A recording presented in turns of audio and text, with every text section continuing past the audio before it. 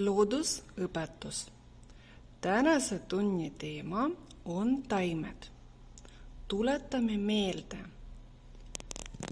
Vaatame, mis on pildil, mis taimed on pildil. Kordame. See on mänd.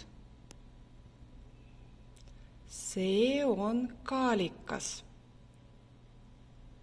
See on mustikas. See on lehtpuu. Pildi peal ei ole täpselt selge, kas see on tamm või see on vahtrapuu või mingisugune teine puu, aga me näeme täpselt, et see on lehtpuu, siin on lehed. Järgmine pilt. See on rukkilill. See on kuusk. See on peed. See on kadakas. See on kummel. See on punane sõstar.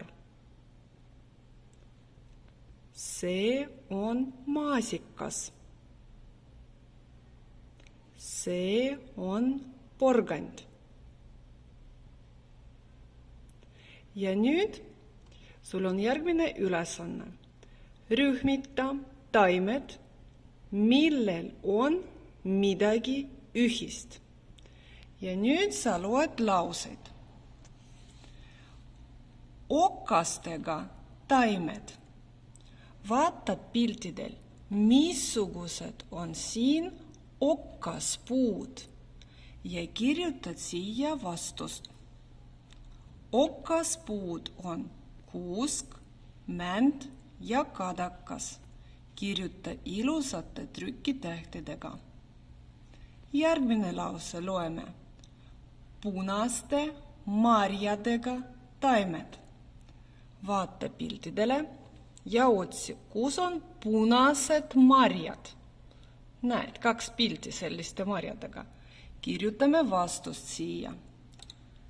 Maasikas ja punane sõstar. Järgmine lause.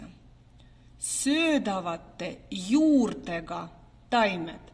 Mis on juured? Juured on taime osa, mis kasvab mulla sees, mis on maas. Vaata, näiteks, siin on kaalikas, see on mulla sees ja üleval on lehed, aga lehti me ei söö, me sööme juuri, need on juurviljad. Me sööme juuri, kaalikas, peed, porgand, nende taimede juuri me sööme. Kirjutame õiged vastused järgmisele reale. Peed, porgand ja kaalikas. Loeme järgmise lause. Metsataimed. Need taimed, mis kasvavad metsas. Vaatad piltidele ja kirjutad õiged vastused siia joonele.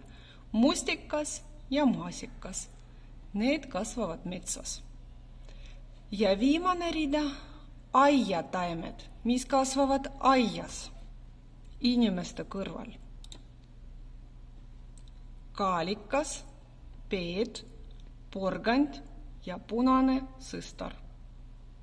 Maasikas võib olla ka aiataim, aga on olemas metsmaasikas ja on olemas aiamaasikas. Kui sa kirjutasid siia maasikat ka, siis see on ka õige. Nii.